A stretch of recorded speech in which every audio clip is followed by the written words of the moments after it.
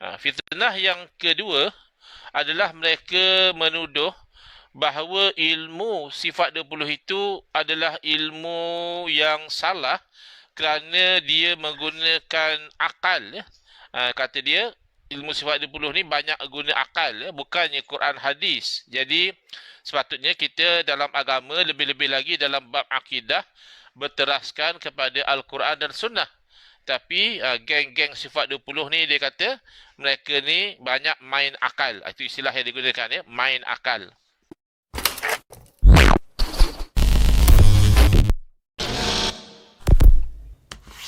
Ya, yang kedua, tuduhan mengatakan kita ni jangan belajar tauhid sifat 20 sebab tauhid sifat 20 ni adalah ilmu yang main akal. Kita beragama Quran dan Sunnah. Jadi sinilah saya selalu bergurau, saya kata penyakit BAK ya, penyakit biar bodoh asal confident. Jadi na'udzubillah, kita minta mohon lindung dengan Allah Taala daripada dihinggapi oleh penyakit macam ini. Jadi yang saya ingat orang yang menunjukkan simptom penyakit biar bodoh asal confident ni adalah orang yang masuk komen dalam Facebook. Dia dengan confident mengatakan, Ustaz, saya dalam bab akidah ni saya berpegang dengan Quran dan Sunnah. Tak bodoh, betul tu. Yang dia cakap tu betul. Tapi bila dia sambung, saya tidak guna akal. Dalam akidah, kata dia, saya berpegang dengan Quran dan Sunnah, saya tidak guna akal. Jadi bila dia kata saya tak guna akal, dalam keadaan dia mengaku ikut Quran dan Sunnah, itu yang nampak kebodohannya di situ. Walaupun dia confident bercakap. Kebodohan di mana? Seolah-olah dia menfitnah Quran dan Sunnah, melarang umat menggunakan akal. Saya ikut Quran dan Sunnah, jadi saya tak guna akal. Oh, sejak bila Quran dan Sunnah melarang umat menggunakan akal? Bahkan sebaliknya, Quran dan Sunnah yang melarang manusia daripada tidak menggunakan akal. Afala ta'qilun? Kenapakah kamu tidak menggunakan akal? Afala tatafakkarun? Kenapakah kamu tidak berfikir? Wa fi anfusikum afala tubsirun? Dan dalam diri kamu sendiri, kenapa kamu tidak perhatikan? Yakni dengan akal fikiran. Kerana dalam diri kita ni, kalau kita perhatikan dengan akal fikiran, sudah ada tanda-tanda kewujudan Allah. Dalam diri kita sudah ada tanda-tanda kewujudan Allah, sudah ada tanda-tanda keesaan Allah, sudah ada tanda-tanda kekuasaan Allah. Saya bagi contoh yang paling mudah, ataupun poin yang paling mudah adalah the fact that kita ni wujud selepas tak wujud, itu sudah speak volume about the existence of God. Sebab setiap yang wujud selepas tak wujud pastilah diwujudkan. Tak mungkinlah kita ini mewujudkan diri kita sendiri. Kerana untuk mewujudkan sesuatu yang mewujudkan mestilah wujud dahulu. Tak mungkin sesuatu yang tak wujud boleh mewujudkan. Dan kalau sudah wujud, apa perlunya lagi mewujudkan? Kalau kata mewujudkan diri sendiri, mustahil. Kerana yang mewujudkan mesti wujud dulu. Kalau dah wujud, tak perlu diwujudkan lagi. Maka nak tak nak, oleh kerana kita ni wujud selepas tak wujud, maka kewujudan kita yang selepas tak wujud itu menunjukkan kepada Yang Maha Pencipta. Yang Maha Pencipta tentulah yang tidak diwujudkan. Kalau Yang Maha Pencipta juga diwujudkan, berarti diwujudkan oleh yang lain. Makanya jadi makhluk. Jadi ini sebenarnya adalah akli. Wa fi anfusikum afala tubsirun. Berarti Allah Taala menggalakkan kita menggunakan akal. Bahkan menggunakan akal sebagaimana yang kita lihat seimbang ya, di dalam pengajian tauhid sifat 20 ni ada dalil akli guna akal, ada dalil nakli guna wahyu. Seimbang. Kerana tidak bercanggah akal dan nakal. Tak mungkinlah wahyu itu mencanggahi akal. Yang paling-paling berlaku adalah mencanggahi adat sebenarnya. Macam orang kata tak mungkinlah, tak masuk akal lah orang berjalan atas air. Sebenarnya berjalan atas air bukan masalah tak masuk akal. Itu tidak biasa dengan kebiasaan, adah. Mana kalau ada orang boleh berjalan atas air, itu luar biasa, bukan luar akal. Tapi kalau yang tak masuk akal, itu seperti mengatakan Tuhan lemah, mengatakan Tuhan banyak, mengatakan ada anak bagi Tuhan, itu mustahil. Itu yang tak masuk akal.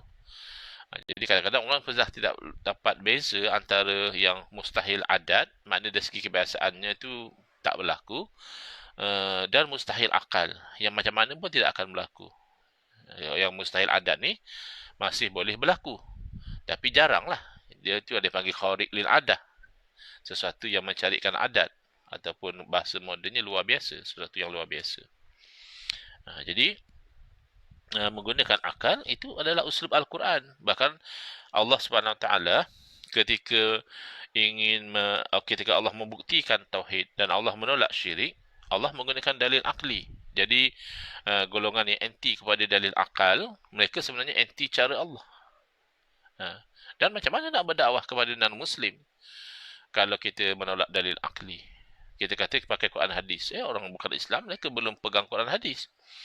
Kalau orang bukan Islam tanya kepada kita, kamu percaya kepada Allah, macam mana kamu tahu Allah wujud? Padahal kamu tak nampak Allah. Padahal kamu tak pernah dengar Allah. Padahal kamu tak pernah pegang Allah. Lalu macam mana kamu boleh percaya dan yakin bahawa Allah wujud? Macam mana kita nak kata nak jawab soalan orang kafir macam ini? Takkan kita nak kata, tak, mesti Allah wujud. Sebab Allah dah berfirman, Bismillahirrahmanirrahim. Wa ilahukum ilahum wahid. Bismillahirrahmanirrahim. Qul huwallahu ahad. Dan sebagainya. Macam mana kita nak berhujah dengan orang kafir dengan kita quote ayat-ayat Quran atau hadis-hadis Nabi SAW, sedangkan mereka belum beriman. Whereas ketentuan akal itu dikongsi oleh orang Islam atau orang bukan Islam, sama-sama berkongsi kebolehan berfikir kerana sama-sama anak Adam. Dan anak Adam ni dibezakan oleh Allah dengan binatang adalah kerana kita berakal. Jadi kalau kamu tak guna akal, apa beza kamu dengan binatang? Kalau kamu tidak guna akal, apa beza kamu dengan orang gila? Jadi pelik yang golongan yang menolak sifat 20, alasannya sifat 20 ni banyak guna akal. Ya, memang kita disuruh banyak guna akal. Cuma yang kita dilarang adalah salah guna. Kalau salah guna, apa pun dilarang. Kemudian saya bagi contoh. Dalam menetapkan tauhid dan menolak syirik, Allah berfirman, "Lau kana fihima alihatun illallahu lafasadata." Kalaulah ada pada kedua-duanya. Kedua-duanya di sini maksudnya langit dan bumi. Kan orang musyrik mengatakan ada Tuhan yang banyak. Ada Tuhan bapa, ada Tuhan anak, ada Tuhan itu, ada Tuhan ini. Jadi menolak dakwaan batil daripada orang musyrikin ini, Allah berfirman, kalaulah pada langit dan bumi ini ada Tuhan-Tuhan yang banyak. Padahal Tuhan satu. Kenapa Allah berfirman kalau Tuhan banyak? Berarti di situ oleh kerana pada realitinya Tuhan tidak banyak, tetapi Allah menyebut kalau Tuhan banyak, berarti Allah memerintahkan seseorang itu agar membayangkan dengan akal sahaja. Dalam realiti tidak. Dalam realiti Tuhan tidak banyak. Tapi bayangkan dengan akal sahaja. Kalau Tuhan banyak, la fasadata, nescaya binasalah langit bumi. Kenapa pula macam itu? Kerana ia Tuhan kan sifatnya maha berkuasa, maha berkehendak, maha segala-galanya. Jangankan kata Tuhan banyak, ada 10-20 Tuhan. Cukup ada 2 Tuhan. Sudah macam mana kita kehendak Tuhan yang mana yang akan berlaku? Kuasa Tuhan yang mana? Tapi boleh jadi kot Tuhan musyarat dulu, bincang dulu nak buat macam mana, tak bergaduh. Kalau dah kena musyarat, kena berbincang, kena dapat persetujuan, itu kan lemah. Macam kita tengok misalnya kerajaan kita sekarang, namanya kerajaan perpaduan. Kenapa? Ya kerana lemah. Kerana undi tak cukup. Hang parlimen tak ada yang dapat 112 atau ke atas. Jadi terpaksa gabung-gabung. Terpaksa gabung tu menunjukkan lemah. Terpaksa musyarat, terpaksa bincang, terpaksa buat MOU. Itu kan sifat makhluk, tak masalah lah. Tapi kalau Tuhan pula dikatakan terpaksa musyarat dulu nak buat apa-apa, terpaksa dapat kelulusan Tuhan yang satu lagi, itu bukan Tuhan. Mustahil. Jadi kalau Allah sendiri menggunakan hujjah akliyah, berarti orang yang anti kepada dalil akli, dia anti kepada cara Allah. Bahkan itu juga cara para Rasul alaihimussalatu wassalam. Misalnya Nabi Ibrahim alaihissalam, sama juga ketika menolak syirik, iaitu syiriknya Namrud. Namrud kan mengaku Tuhan. Dan Nabi Ibrahim mempertahankan tauhid. Jadi dalam rangka menolak syiriknya Namrud dan mempertahankan tauhid, Nabi Ibrahim alaihissalam menggunakan dalil akli, hujjah akliyah. Nabi Ibrahim berkata kepada Namrud, Rabbi alladhi yuhyi wa yumit. Tuhan saya, itulah Tuhan yang sebenar, itu yang berkuasa menghidupkan, mematikan. Kerana apa? Kerana akal yang sihat tidak boleh terima kalau Tuhan itu lemah. Kalau orang boleh terima Tuhan lemah, berarti akal dah tak sihat. Orang boleh terima ayah pin Tuhan tu dah tak sihat akal dia. Ayah pin lemah, makan nasi, tua, sakit, mati. Yang nama Harun daripada Pahang, orang panggil Tuhan Harun. kena stroke, dibicarakan di mahkamah, didapati bersalah oleh mahkamah. Tuhan didapati bersalah oleh mahkamah, tak mungkin. Tapi kalau makhluk, hatta kan di negara kita, mantan Perdana Menteri didapati bersalah oleh mahkamah sehingga jadi banduan sekarang. Itu mungkin kerana walaupun Perdana Menteri masih lagi makhluk. Jadi mantan Perdana Menteri tak mustahil dibicara di mahkamah didapati bersalah. Tapi kalau Tuhan pula dibicara di mahkamah dan Tuhan didapati bersalah, tak mungkin. Maka Nabi Ibrahim AS nak beritahu kepada Namrud, mustahil kamu Tuhan, kerana kamu lemah. Kamu tidak mampu menghidup dan mematikan. Tuhan saya Allah berkuasa menghidup dan mematikan. Tapi Namrud ni perangai samalah, daripada sudut kebodohan tu samalah dengan golongan yang kena penyakit BBAK ni. Biar bodoh asal confident. Jadi Namrud sebenarnya bodoh tapi dia confident. Dia kata ana uhyi wa umit. Takat hidup mati aku juga boleh menghidupkan. Aku juga boleh mematikan. Lalu dia panggil dua orang tahanan, satu dia bunuh dan satu dia lepaskan. Konon-konon ikut logik yang tak logik Namrud ni, yang dia dah bunuh tu dia dah matikan dan yang dia lepas tu dia dah hidupkan. Whereas orang yang boleh berfikir dengan baik boleh tahu kalau yang kamu bunuh itu kamu hanya mendatangkan sebab saja. Kemudian kalau yang kamu tak bunuh itu kamu bukan menghidupkan dia. Dia memang sudah hidup sebelum itu. Kamu tinggal tak bunuh dia saja, itu tidak dipanggil menghidupkan. Kalau memang nak menghidupkan dari tidak hidup menjadi hidup, itu seekor nyamuk pun Namrud tidak mampu hidupkan. Yang katakan seorang manusia. Seekor nyamuk pun Namrud tidak mampu hidupkan. Jadi, menegakkan tauhid, menolak syirik, cara para rasul guna dalil akli. Guna hujah akliyah. Ini mana datang geng-geng yang tolak dalil akli dengan alasan ini main akal. Bukan main. Guna akal. Bukan main. Begitu juga Nabi kita. Nabi Muhammad sallallahu alaihi wasallam ada kalanya baginda dalam mengajar tauhid, baginda menggunakan hujah akliyah. Contohnya dalam ilmu tauhid, khususnya kita kata tauhid ahli-sunnah wal jamaah. Kita yakin bahawa pada hakikatnya segala sesuatu itu adalah daripada Allah. Baikkah, burukkah, hakikatnya daripada Allah. Walaupun zahirnya manusia yang buat, walaupun zahirnya makhluk yang memberi kesan, zahir saja, hakikatnya kesan daripada Allah. Jadi begitulah Nabi SAW memberitahu hakikat tauhid, la adwa.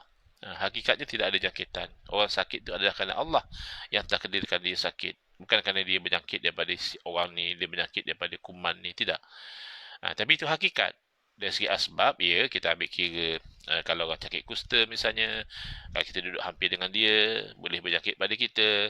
COVID-19 misalnya, taun dan sebagainya, itu kita ambil kira. Dan bahkan Nabi SAW ajar syariat bahawa kalau kita tu pergi ke satu negeri yang sedang dilanda oleh wabak taun, Nabi SAW beri panduan dari segi syariat, kalau kita tu masih berada di luar negeri tersebut, maka kita jangan masuk. Kerana dari segi asbab, cause and effect, masuknya kita ke negeri yang dilanda taun boleh mendedahkan kita kepada jangkitan.